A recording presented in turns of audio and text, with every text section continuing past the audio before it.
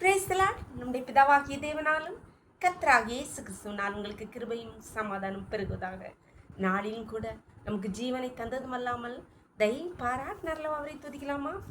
என்னை ஒருபோதும் கைவிட மாட்டார். அவர் என்னை ஒருபோதும் கைவிட மாட்டார். எந்த நிலையிலும் என்னை தள்ளிட மாட்டார். உலகமே விட்டாலும் என்னை விட்டு கொடுக்க மாட்டார். தாய் தந்தை மறந்தாலும் என்னை மறந்திட மாட்டார். அவர் என்னை ஒருபோதும் கைவிட மாட்டார். எந்த நிலையிலும் என்னை தள்ளிட மாட்டார்.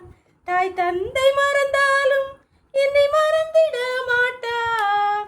உலகமே விட்டாலும் என்னை விட்டு கொடுக்க மாட்டார். அவர் என்னை ஒருபோதும் கைவிட மாட்டார். எந்த நிலையிலும் என்னை தள்ளிட மாட்டார். ஒரு வேத பகுதி வாசிக்கலாமா?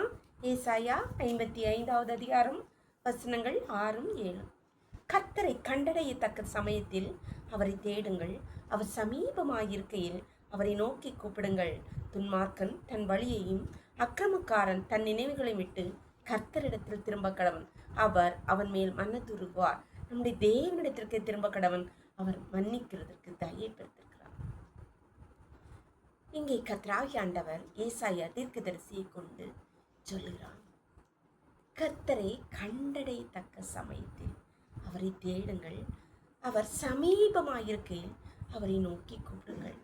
அன்பானவர்களே, நம்முடைய பக்கத்தில் தூரத்தில் யாரான்னா தூரத்தில் இருந்தால் நம்முடைய சத்தம் அவர்களுக்கு நமக்கு கூப்பிடுறது அவங்களுக்கு கேட்காது.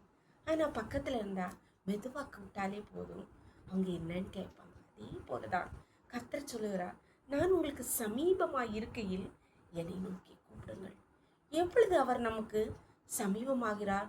நாம் நம்முடைய அக்கிரமங்களை விட்டு திரும்பி கர்த்தரிடத்தில் திரும்பும்போது அவர் நம்ம மனதுருகி நமக்கு சமீபமாக இருக்கிறார். நம்ம நேசிக்கிற தகப்பன் கர்த்தர் எல்லா இடங்களையும் ஏசப்பா மனதுருகி அநேகரை பலவீனங்களிலிருந்து வியாதின் கஷ்டங்களிலிருந்து அவர்களை விடுதலை பண்ண. அதே போல நாம் அவரிடத்தில் திரும்புவோமானால் அவர் நம்ம மனதுருகி நம்முடைய கஷ்டங்கள், நம்முடைய வியாதிகள், நம்முடைய பாடுகள் எல்லாவற்றினின்று நம்மளை விடுவிப்பார். அதனால் கலங்காதிருங்கள். நம்மை அவரிடத்தில் ஒப்பு கொடுப்போம். அவரிடத்தில் நாம் திரும்புவோமானால் அவர் நம்மிடமாய் திரும்பி நம்மை மனதுருகி நம்மளை ஆசீர்வதிப்பார். ஜெபம் பண்ணலாமா?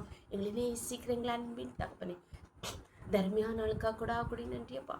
நாளின் காலை முதல் இம்மட்டுமா உங்களுடைய தாய் உள்ளக்கர் உங்கள் கிருபைகளை தாங்கிப்பா. நன்றியப்பா. இப்பொழுது மடியாளோடு இணைந்திருக்கிற ஒவ்வொரு பிள்ளைகளும் உடைய கருத்தை தருகிறோமப்பா. அப்பா ஆண்டவரே, யாரெல்லாம் இப்பொழுது தங்களை முடமாய் ஒப்பு கொடுக்கிறார்கள், தங்களுடைய பாவ வாழ்க்கை என்று அப்பா திரும்பி அப்பா முடமாய் ஒப்பு கொடுக்கிறார்கள். அவர்கள் சமீபமாய் வந்து அவர்கள் மேல் மனதுருகி அவருடைய எல்லா பாடுகள், பலவீனங்கள், கஷ்டங்கள் என்று அவர்களை விடுவிப்பீராக. தகப்பனே, ஒவ்வொரு பிள்ளைகளுடைய வாழ்க்கையிலும் நீர் அற்புதங்களை நடப்பிப்பீராக. உடைய நாமம் அதிசயம் என்பதை விளங்கப்படுவீராக. ஒவ்வொருடைய கருத்திலே தாழ்த்தி தருங்க.